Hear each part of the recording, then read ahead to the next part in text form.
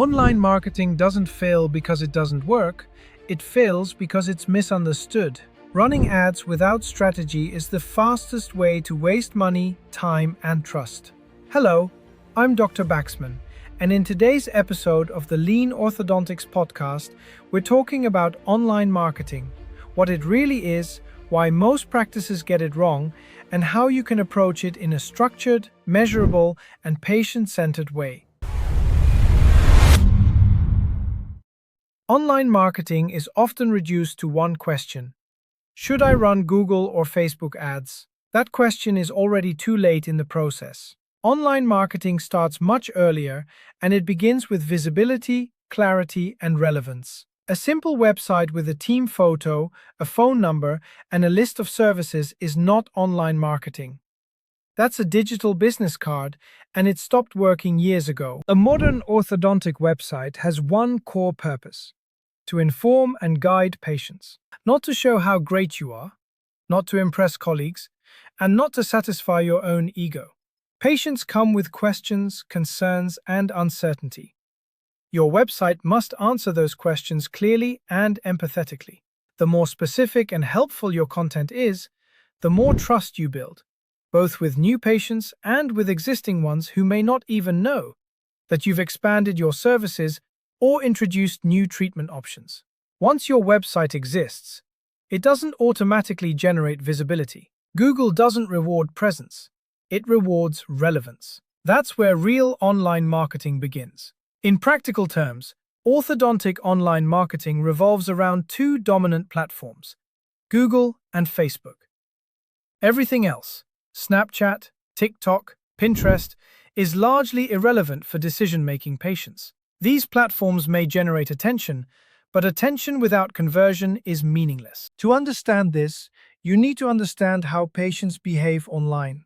There are three main user groups. The first group is looking for information. They have symptoms, discomfort, or curiosity, and they're researching broadly. The second group already knows they have a problem and is actively searching for a solution. They use specific search terms, keywords, to find treatment options. The third group is comparing providers. They look at location, accessibility, parking, public transport, trust, tone, and emotional fit. Most practices market to the wrong group or to all three at once without clarity. Effective online marketing starts by deciding which group you want to address. Do you want to inform? Do you want to position yourself as the solution? Or do you want to dominate the local comparison stage? Each goal requires different content, different messaging, and different platforms. This is where many practices get distracted by trends. A new platform appears, everyone rushes in, and months later, nothing has changed. Thousands of views, zero patients. Marketing success is not measured in likes. It's measured in actions, calls, clicks, and appointment bookings. And the beauty of online marketing is that all of this is measurable, even under GDPR when done correctly. Clear tracking allows you to see what actually works. Which ads lead to bookings? Which pages convert? Which messages resonate? Without this data, you're guessing. And guessing is expensive. People don't buy from logos. They buy from people. Trust is built through faces, voices, and authenticity. Practices that show real humans speaking directly to patients consistently outperform those hiding behind polished graphics and generic slogans. Personality is not a risk in marketing. It's an advantage. Online marketing is not magic. It's structure, testing, and clarity.